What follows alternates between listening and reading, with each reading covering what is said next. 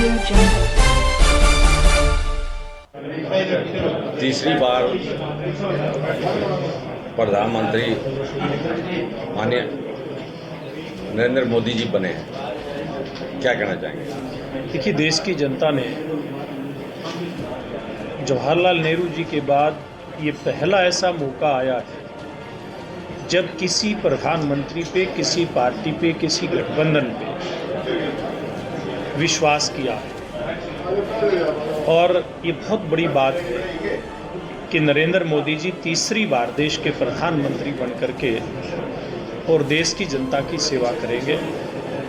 मैं समझता हूँ कि ये जो मैंडेट आया है, ये जनादेश आया है, ये बावजूद इस बात के आया है कि कांग्रेस पार्टी ने इतना छलावा किया, इतना झूठ बोला, लोगों को गुमराह किया कि संविधान खत्म हो जाएगा।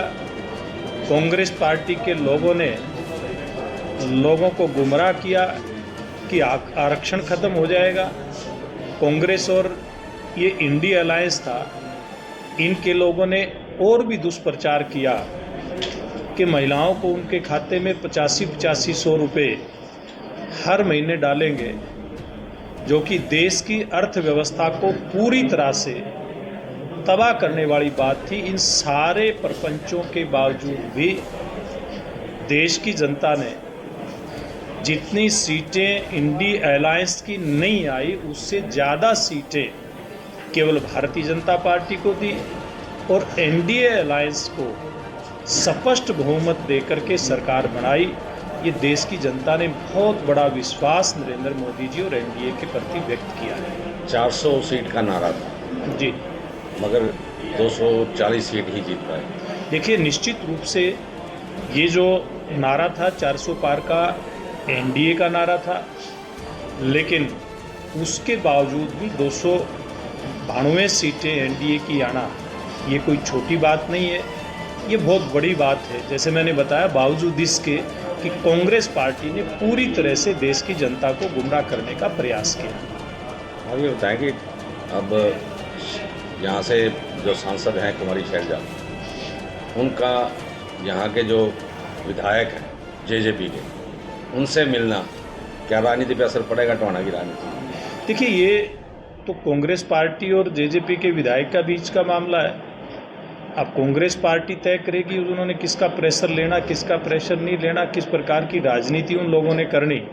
लेकिन मैं तो एक बात कहता हूँ, पूरे देश के अंदर अब इस बात से लोग पूरी तरह से भ्रमित हुए थे।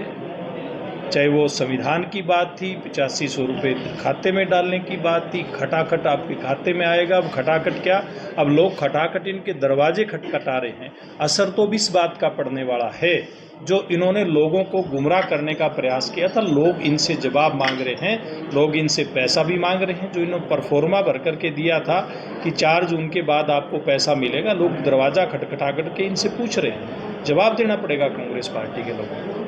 कुमारी शैलजा यहाँ पे लगातार दौरे कर रही हैं विधानसभा चुनाव को लेकर, अब क्या प्रतिक्रिया?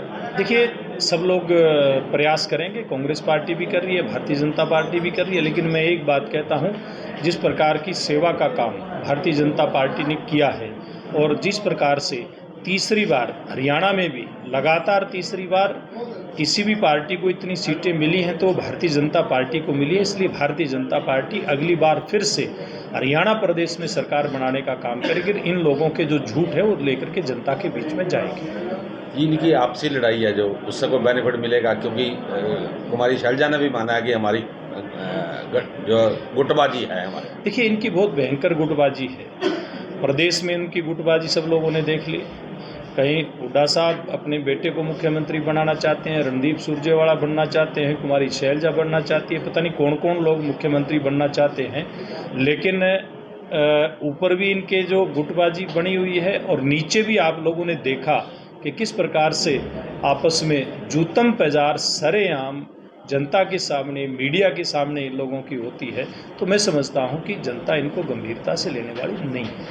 अब गुटबाजी कांग्रेस में भी है, लेकिन जो यहाँ से हिसार से प्रत्याशी थे भाजपा के रणजीत सिंह चौटाला, उन्होंने भी जयचंद कहा है कुछ लोगों को, तो उसमें देखिए, रणजीत सिंह जी बहुत वरिष्ठ नेता हैं और उनके ऊपर शायद कभी कभी कांग्रेस पार्टी का असर आ जाता होगा। कांग्रेस पार्टी में सारी उम्र रहे हैं, उनको इस बात का ध्यान करना पड़ेगा कि भारतीय जनता पार्टी अनुशासित कार्यकर्ताओं की पार्टी है और भारतीय जनता पार्टी में अनुशासन सर्वोपरि है।